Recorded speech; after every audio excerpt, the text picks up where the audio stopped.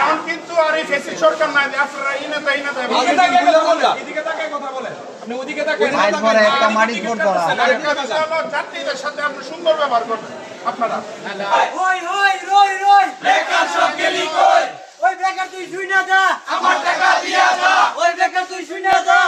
আপনারা জানেন কিনা জানি না, শুধুমাত্র ভৈরব থেকে ঢাকা পর্যন্ত 451টি টিকিট প্রতিদিন বিক্রি হচ্ছে, অর্থাৎ 451 জন মানুষ সিটে বসে যাইতে পারবে প্রতিদিন। আপনারা জানেন না প্রতিদিন এই সমস্ত টিকিট তারা কালোবাজারি করছে। এইটার সাথে আমরা যেটা জানি কাউন্টার জড়িত, মাস্টার সাহেব জড়িত এবং স্টেশনের আশেপাশে যে দোকানদার যারা রয়েছে তারাও অনেকে এই ব্ল্যাকের সাথে জড়িত। বিভিন্ন কাজ অনুযায়ী ঢাকা যাইতে হয়, আপনার একটা টিকিট 300 টাকা হলে 225 টাকা এক্সট্রা দিতে হয়। ওই টাকা তো আমরা গভর্নমেন্টকে দিচ্ছি না, ওই টাকা দিচ্ছি কি একটা ব্ল্যাকারকে। ব্ল্যাকারের তো 4টা ভাই, এক মার 4 ছেলে থাকে না, ব্ল্যাকারের 4 ভাই। ধরেন সে নিজে ব্ল্যাক করে যে তার যে লুপ বল থাকে এটা এক ভাই, যে পাতি নেতারে টাকা দেয় ওইটা আরেক ভাই, আর যে মূল নেতারে টাকা দেয় আর মূল নেতা টাকা দেয় তার গডফাদারকে, ওইটা হলো বাপ। মানে এরকম হয়ে গেল বিষয়টা। আপনি ভৈরবের কেউ কাউন্টারে এসে টিকিট পায় না, কিন্তু ব্ল্যাকারদের আনাগোনা সব থেকে বেশি। ব্ল্যাকারদের জ্বালায় আমরা কেউ এখানে একটি টিকিটও পাই না।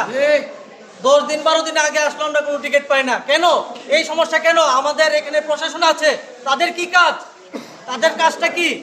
এখানে স্টেশন মাস্টার আছে, ওনার কাজটা কি? আমরা এর তীব্র প্রতিবাদ জানাই।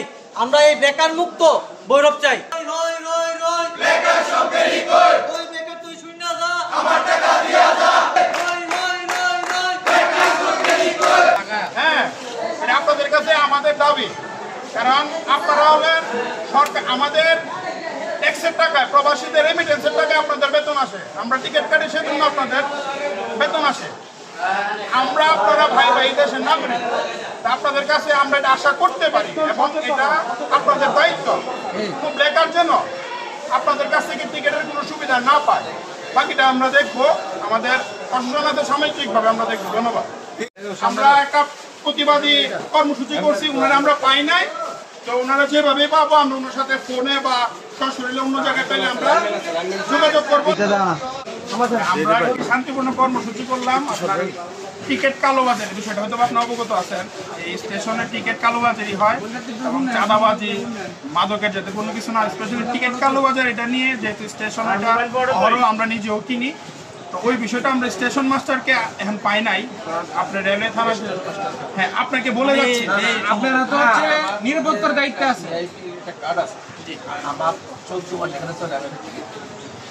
আপনি টিকিট পান না? কি বলছেন? আপনি টিকিট পান না? এটা অনেক দুঃখের বিষয়। দুঃখের বিষয় আমরা শান্তিপূর্ণ কর্মসূচি করছি কি জানেন? আপনি জানেন আমরা আপনাকে নাম বলে যাই। আমি অনেক সময় যখন জরুরি কাজে আমি ওই যে কোনো গাড়ি আসে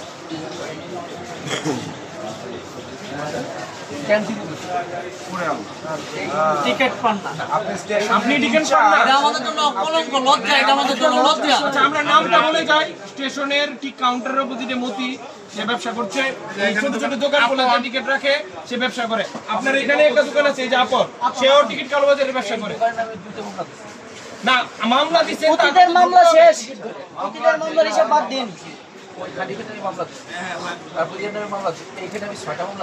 মতির নামে এখন পর্যন্ত কোনো মামলা হয় নাই, তাকে কোনো প্রশাসন কেন ধরতে পারে না? এটা আমার কি বলেন, সবাই ধরে। ওই বিষয়ে পাওয়ার বিষয়ে যদি আপনি বলেন, আমরা যতটুকু পারি আমাদের ইউনিটি থেকে আপনাকে আমরা হেল্প করব।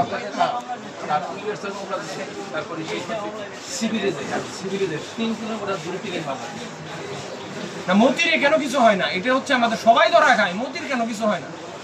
সে সবসময় বাইচা যায়, এরকম একটা বিষয়। সে এখনো স্টেশনে উপস্থিত আছে। কালকে থেকে ট্রেন চলবে, কালকে থেকে বৃহস্পতিবার থেকে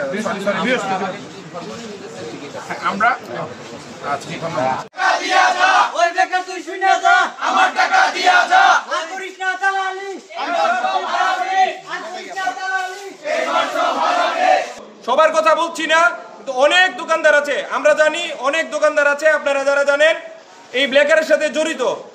আমরা জানি 1100 টিকিটের মূল্য মাত্র 85 টাকা, কিন্তু তারা আমাদের কাছ থেকে 250 টাকা বা অনেকের কাছ থেকে 300 টাকা পর্যন্ত তারা রাখে, 300 পর্যন্ত টাকা রাখে। তারপর মহানগরের যে টিকিট ওইটা 350-400 টাকা পর্যন্ত রাখে। কালনি ট্রেনের টিকিট, এসির যে টিকিটগুলো আছে 400 পর্যন্ত তারা টাকা রাখে। তারপর আবার করে কি, কিশোরগঞ্জ, আপনারা জানেন যে অনলাইনের মাধ্যমে টিকিট কাটা যায়, কিশোরগঞ্জ থেকে তারা টিকিট কাটা নিয়ে আসে, টিকিট কাইটা 300-400 টাকা করে বিক্রি করে। শুধুমাত্র যদি ভৈরব থেকে ঢাকা পর্যন্ত 500 হয়ে থাকে, অর্থাৎ সারা কিশোরগঞ্জ, সিলেট, তারপর হচ্ছে চিটাগং সব মিলে আমার মনে হয় প্রতিদিন 1000 খানিকের উপরে টিকিট বাণিজ্য হয়। এখানে হাজার হাজার টাকা লুটপাট হয়ে যাচ্ছে। একজন ব্ল্যাকারের বাড়িতে 5 তলা করে বিল্ডিং। এই যে ব্ল্যাকারের টাকা যাচ্ছে কোথায়? আমরা যেটা জানি, স্থানীয় কয়েকজন প্রশাসন, রেলওয়ে কয়েকজন কর্মকর্তা, রেলের পুলিশ, তারপর হচ্ছে স্টেশন মাস্টার, টিকিট কাউন্টারের লোকজন এবং স্থানীয় কয়েকজন দোকানদার এবং নেতা, তারা মিলে এই কালো চক্র তারা গড়ে উঠেছে।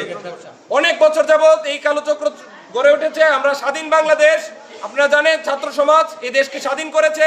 স্বাধীন বাংলাদেশে আমরা আর কোনো ব্ল্যাকার চাই না, আমি ব্ল্যাকার মুক্ত ভৈরব চাই, একটি টিকিটও কাটবো না।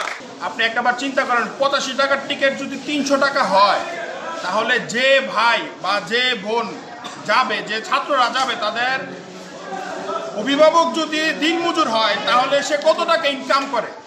অনেক দিনমজুর ভাই বোনের ছেলে সন্তান, ছোট ভাই ফ্যামিলির অনেক মানুষ যে ঢাকাতে লেখাপড়া করে, পাবলিক ইউনিভার্সিটি আর ঢাকা ইউনিভার্সিটি, বিভিন্ন ইউনিভার্সিটিতে লেখাপড়া করে।